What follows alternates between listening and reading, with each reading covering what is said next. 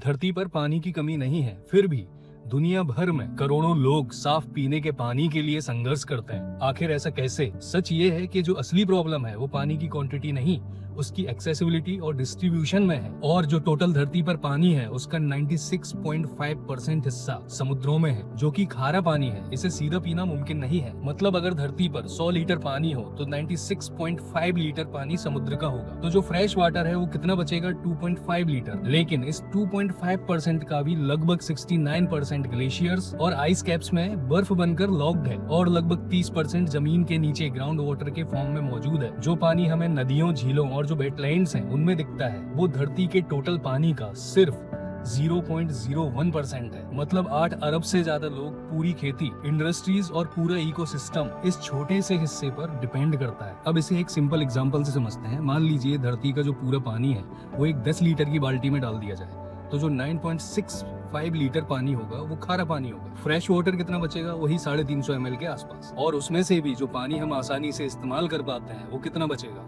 एक चम्मच से भी कम। और एक सवाल, अगर पानी लगातार वाटर साइकिल के थ्रू घूमता रहता है तो कभी फ्लड और कभी ड्रॉट, सूखा देखने को क्यों मिलता है? क्योंकि जो वाटर साइकिल है वो रुक नहीं रहा है, उसका पैटर्न बदल रहा है। बढ़ती ग्लोबल टेम्परेचर की वजह से जो हवा है वो ज्यादा मॉइस्चर को होल्ड कर रही है, इसलिए कई जगहों पर बारिश धीरे धीरे होने की बजाय कुछ ही घंटों या दिनों में बहुत तेज हो जाती है। और जो जमीन है वो इतना पानी सोख ही नहीं पाती, और जो पानी है वो सीधा जाके नदियों में मिल जाता है और फ्लड यानी कि बाढ़ आ जाती है।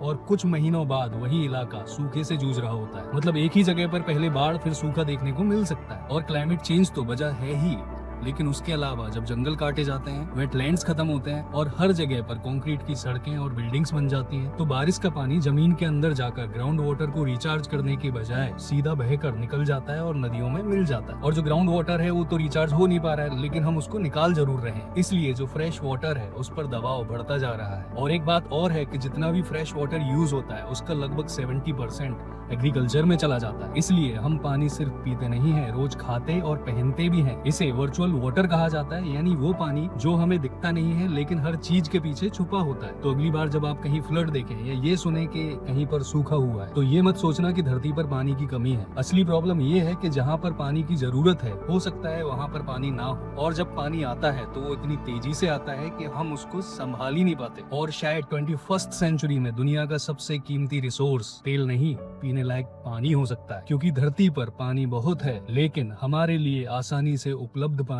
धरती की सबसे दुर्लभ चीजों में से एक है।